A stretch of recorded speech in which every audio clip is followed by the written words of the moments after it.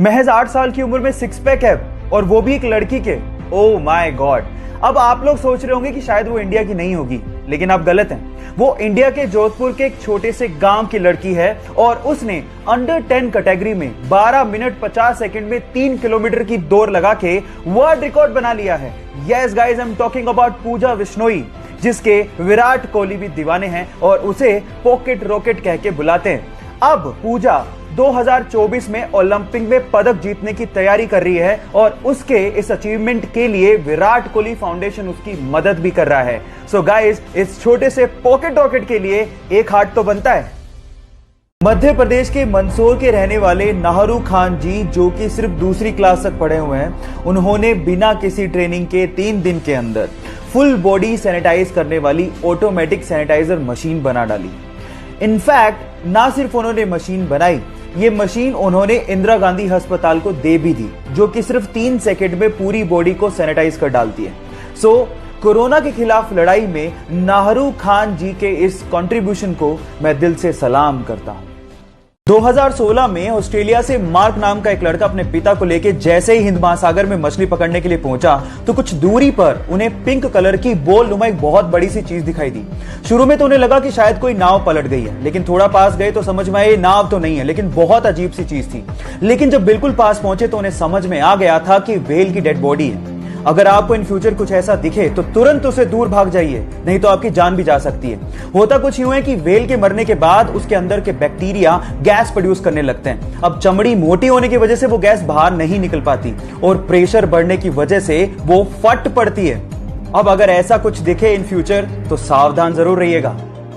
ये घटना है जनवरी 2020 की, जब पाकिस्तान के लाहौर में लोगों में तब डर का माहौल पैदा हो गया जब उन्होंने आसमान में एक बड़ा सा उड़ता काले रंग का छल्ला देखा।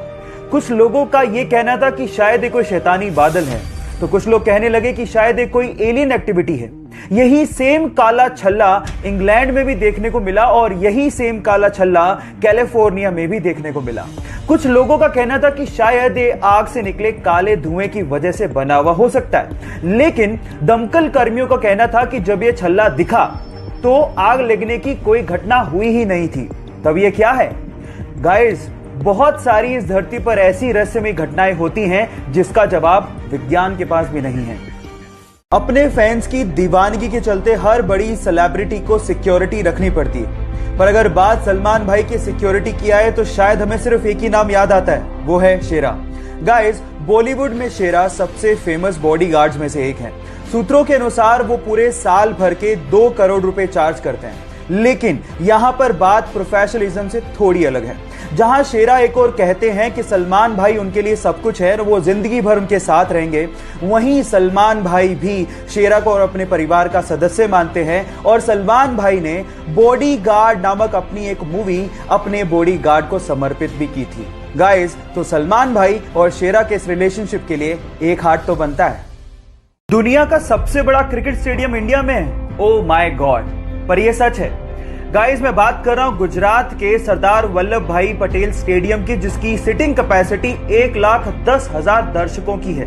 इसके पहले तक यह रिकॉर्ड ऑस्ट्रेलिया के मेलबर्न क्रिकेट ग्राउंड का था, जहां की सिटिंग कैपेसिटी 1 लाख थी। इसकी खास बात यह है कि यह 63 एकड़ में फैला हुआ है और यहां पर 4 ड्रेसिंग रूम्स बनाए गए, मतलब एक समय पे 4 क्रिकेट टीमें एक साथ यहां पर ठहर सकती हैं। इसके अलावा अगर यहां पर बारिश हो गई तो यहां पर ड्रेनिंग सिस्टम बनाया गया, जिसके थ्रू इस मैदान को 30 मिनट के अंदर फिर से खेलने के लिए तैयार किया जा सकता है। पहले दुनिया की सबसे बड़ी स्टैचू और अब दुनिया का सबसे बड़ा cricket stadium. Yes, proud to be an Indian guys, इस वीडियो को देख के मेरा दिल पसीज गया है, सच बता रहा हूं। कोरोना से लड़ने के लिए और इन मरीजों की सेवा करने के लिए डॉक्टर्स लोग अपनी जान हथेली पे रख के पूरे दिन अपना फर्ज निभा रहे हैं। पूरे दिन मास्क पहनना पड़ता है और उसके बाद जब उसको निकालते हैं तो ऐसी हालत हो जाती है। इसको देख के मुझे ऐसा लगता है कि शायद हम लोग बहुत ज्यादा सेल्फिश हैं। हमें कोरोना ना हो इसके लिए घर पे बैठने को गुजारिश की गई, कहा गया, लेकिन हम लोग हैं कि टिकते ही नहीं। घर पे बैठिए ताकि इन डॉक्टर्स लोगों को भी अपने घर जाने का समय मिल सके। कोरोना के पेशेंट कम होंगे तब तो ये लोग घर जा पाएंगे। समझिए, घर बैठिए।